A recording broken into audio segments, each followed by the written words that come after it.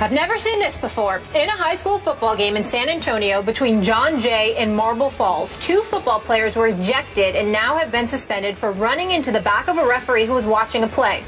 The ref's head snapped back when he was leveled from behind. Then the other player dove on top of him. Even before the incident, 2 players were ejected on separate plays. The district would hear from game officials, coaches, and students during an upcoming due process hearing. Marble Falls coach Matt Green said Jay's coach, Gary Gutierrez, apologized after the game. I've coached 14 years and I've never seen anything like it, Green said. The referee was very upset and wanting to press charges.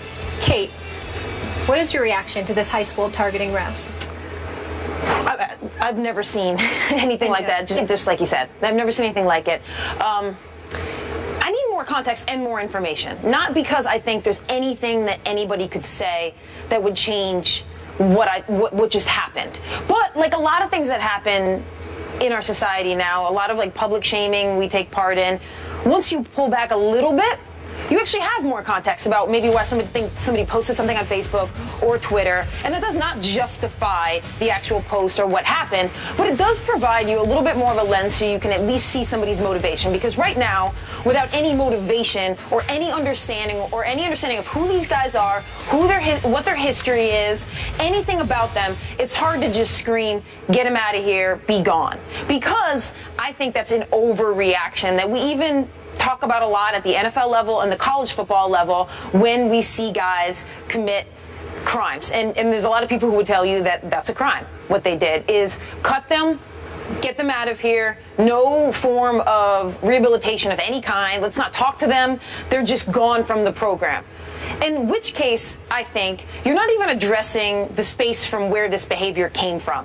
You're simply removing the offenders and saying get out of here and leaving the space as is, which you could say created this. I don't know, and we don't know yet. That's where you need the context.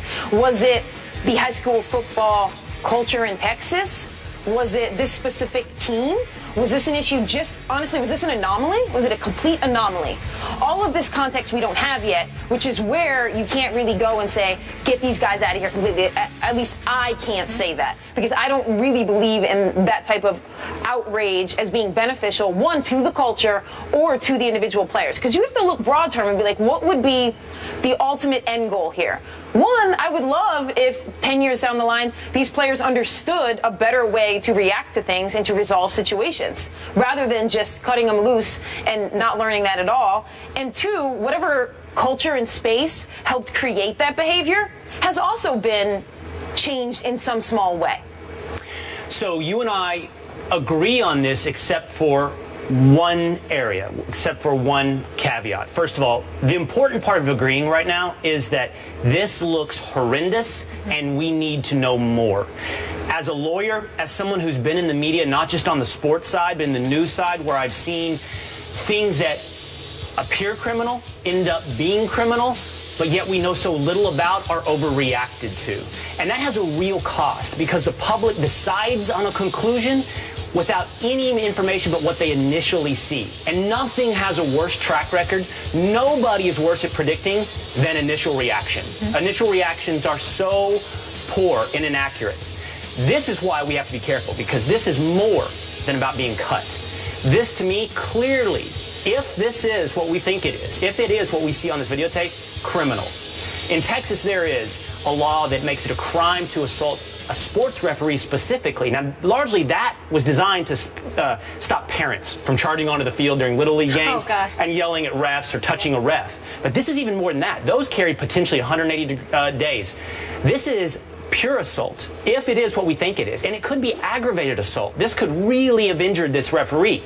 These guys are wearing pads and helmets. And what dictates the outcome of this is what a prosecutor in Marble Falls, Texas decides to do. If he wants to go after these guys, now we have to take their age into account. I'm sure they were young. Yeah, we don't even know that information. We don't know that information.